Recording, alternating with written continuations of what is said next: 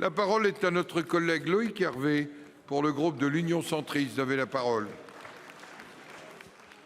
Merci Monsieur le Président. Ma question s'adresse à Monsieur le ministre de l'Intérieur.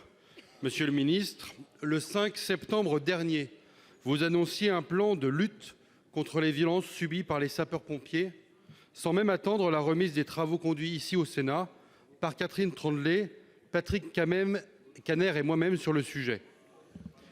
La mesure phare de votre plan était la mise en place de caméras piétons.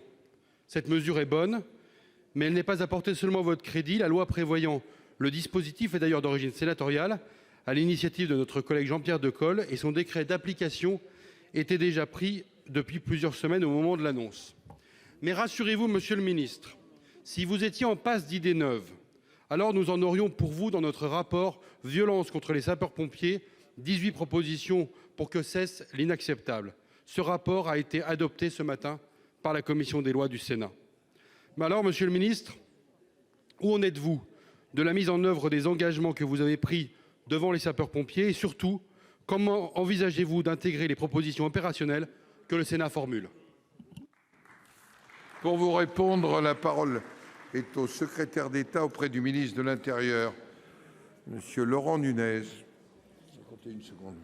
Monsieur le Président, Mesdames et Messieurs les sénateurs, Monsieur le sénateur Loïc Hervé, effectivement, vous avez raison de souligner le problème des agressions de sapeurs-pompiers, qui est un problème très grave. En 2018, on a eu en moyenne 5 agressions par jour. C'est tout à fait inacceptable, souvent lors des sorties de secours à personne. La plupart du temps, d'ailleurs, les auteurs sont les personnes qui elles-mêmes sont secourues.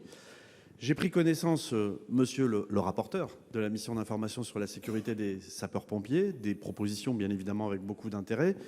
Vous dire que vous me tensez un peu sur les caméras piétons, mais vous savez très bien qu'en matière de sécurité des sapeurs-pompiers, il y a bien d'autres choses qui ont été faites. Oui, les caméras piétons, oui, la fermeté des parquets sous l'autorité de la garde des Sceaux avec une réponse pénale très forte, le dépôt de plainte ouvert aux sapeurs-pompiers dans les centres de secours, domiciliation possible dans les SDIS, les protocoles d'intervention dont monsieur le président Kanner d'ailleurs saluait pour le département du Nord, tout l'intérêt, toute l'importance, tout le caractère opérationnel de ces protocoles entre policiers, gendarmes, sapeurs-pompiers pour intervenir dans les zones délicates. Ça, ce sont des mesures concrètes, elles sont en place.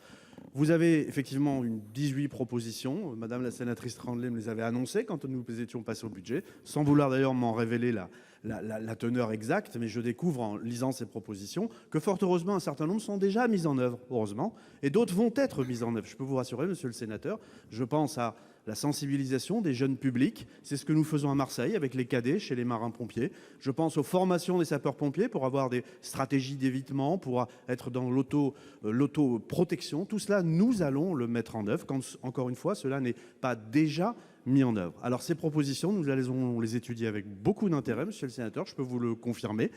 Comme vous le savez, nous allons créer également un observatoire national qui aura vocation à recenser l'ensemble des agressions, mais aussi l'ensemble des bonnes pratiques pour pouvoir les généraliser sur l'ensemble du territoire national. Je crois que ce sujet est très sérieux, il ne mérite aucune polémique, il mérite beaucoup d'action et le gouvernement est tout engagé dans cette action. Monsieur Loïc Hervé. Merci Monsieur le Président, Monsieur le Ministre. J'étais loin de vous tenser, je vous tendais simplement une perche sur une question d'ailleurs sur laquelle nous sommes d'accord. Je vais vous prendre un autre exemple. En 2016, la réforme de la PFR versée aux sapeurs-pompiers volontaires a fait économiser 30 millions d'euros à l'État. Il était convenu que cet argent soit reversé aux SDIS pour investir dans le domaine de la sécurité, notamment des pompiers. Ça fait partie des choses, Mme Troendlé a évoqué lors de l'examen du projet de loi de finances une forme de hold-up. Ça fait partie de cet argent sonnant et trébuchant qui est dans le domaine des sapeurs-pompiers qu'il s'agit d'investir. Et par ailleurs, vous savez que cette crise liée aux violences sur les sapeurs-pompiers, elle risque de mettre aussi en cause notre modèle du volontariat. Et je sais que la question notamment du confortement au niveau européen de ce modèle-là nous tient énormément à cœur.